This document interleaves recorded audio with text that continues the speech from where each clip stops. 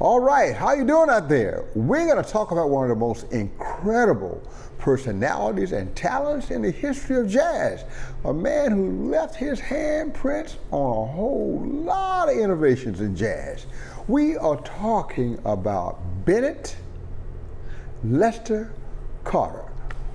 Born in New York City in 1907, and this cat lived for a long time. He didn't take his next journey until 2003 at the age of 95. Jazz musicians just don't live that long. But Benny had a whole lot to say and a whole lot to do. So let's get started on who this cat was. Of course, we all know him as Benny Carter. Nobody had time for all that Bennett Lester stuff, just Benny Carter. And he started out, believe it or not, learning piano with his mother. His mother taught him to play piano. Yeah, she was a great little piano player. And eventually he played trumpet. That was his first love. And then he gravitated to an instrument you don't find very much anymore, the C melody saxophone, kind of a bridge instrument between what we know as the alto and the tenor, kind of in the middle. He played that for a while. But when the alto sax became fairly available, he switched to the alto and became the leading voice on the alto sax as a player, an innovator, and trendsetter, along with Johnny Hodges, of course, from his swing era on. So when you're talking about alto sax, you're talking about Benny Carter. He's the first cat to do it. Now,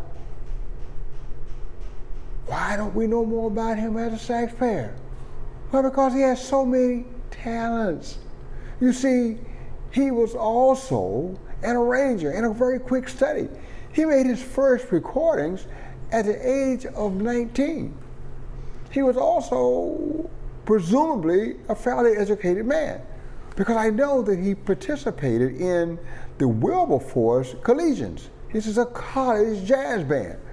And he left there for a short while to make that first recording at 19, but he came back to the Collegians at Wilberforce and then traveled all the way from Wilberforce, Ohio to New York City to headline at the Savoy Ballroom.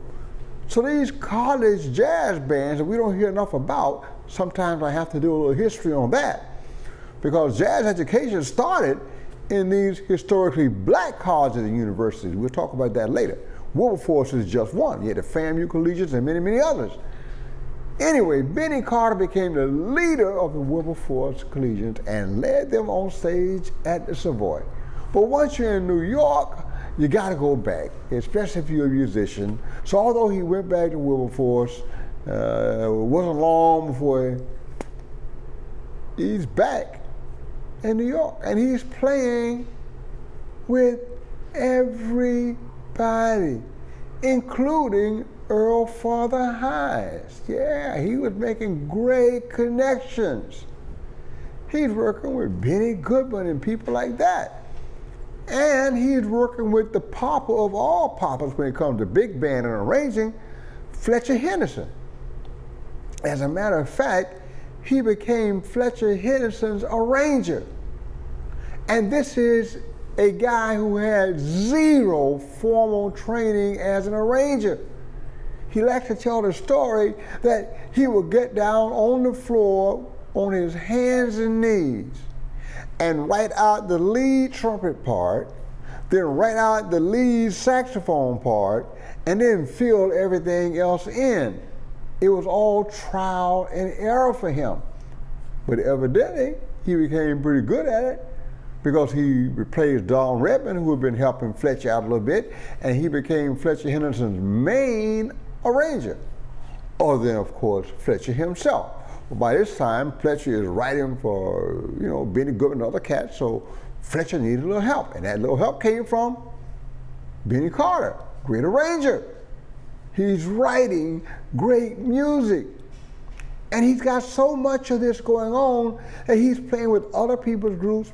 He's writing for other people's groups. and he ends up in New York, and he's playing with this one, he's playing with that one. Somehow, he ends up being one of the first black musicians to travel to England. Yeah.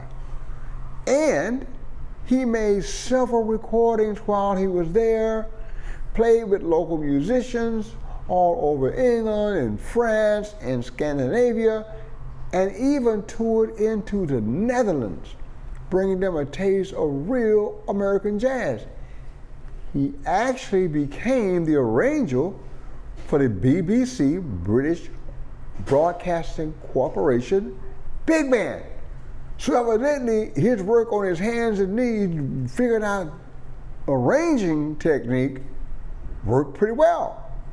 He's now arranging around the world. And he stays in Europe, he has a great time, he's made several recordings, he's traveling here and there, he's spreading the world of jazz, but he's gotta come back home. So he comes back home and he starts doing what he does. He's got a small group, he's got a big band. And his big band is actually being showcased at the Savoy. So he comes back home to one of the biggest gigs around, one of the steadiest and best paying. And he had a small group to play some of the smaller clubs.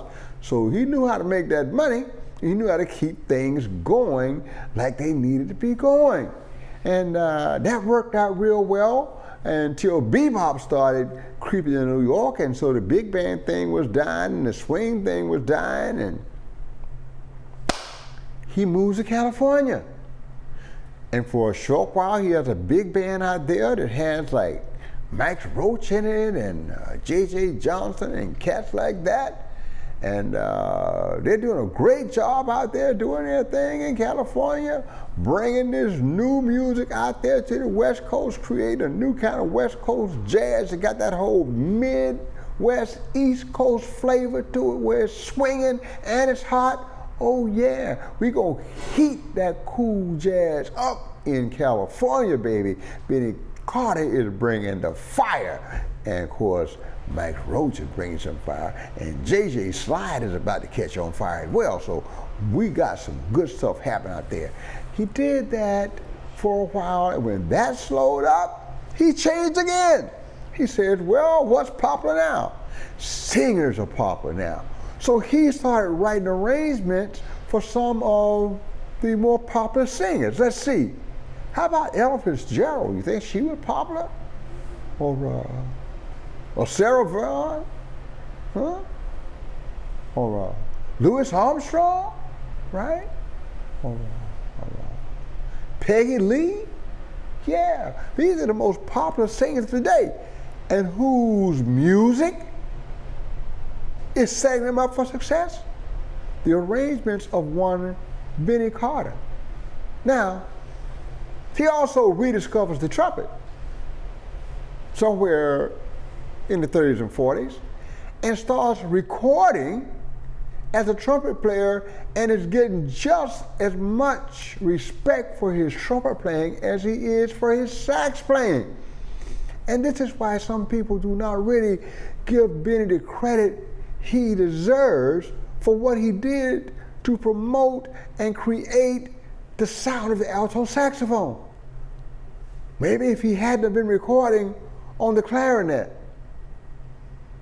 and the tenor sax and the soprano sax and the trumpet and the trombone and the piano and singing and writing, man, I almost got a handful here. If he hadn't been doing all that stuff, if he just had stuck with the alto sax alone, well, he would have been bored. He would have been really bored. But then we would go, oh yeah, man, Benny Carter was the character for the alto sax. Cut that mess out. He's the man for the alto sax anyway because he was the first.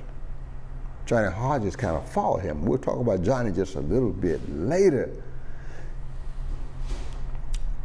People start to take note of this man. And soon, Princeton invites him in to do some clinics. A couple of days here, a couple of days there, a couple of days here, a couple of days there. And one of his slow periods actually got him to stay for a whole semester. Now he becomes Professor Bennett Lester Carter. He even gets one of several honorary doctorates.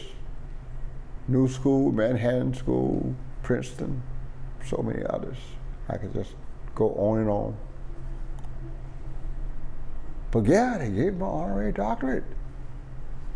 He became one of the first jazz professors, real jazz musicians, who was a professor at a major university.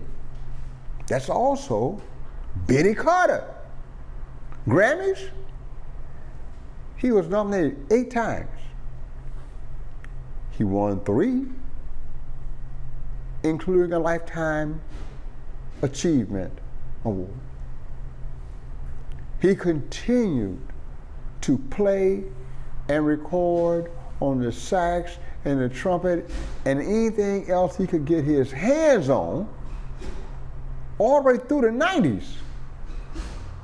He kept pushing, he kept creating, he kept writing, he kept playing, he kept swinging, he kept jamming, he kept growing, and he kept sharing his wonderful talent with all of us. Let's remember Benny Carter,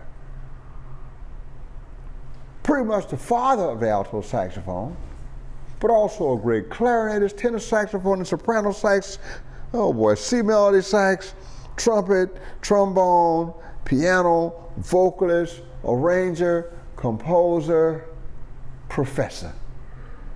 That is Mr. Bennett Lester Carter, better known as Benny Carter, born in New York City, 1907, and departed for that great orchestra in the sky in 2003.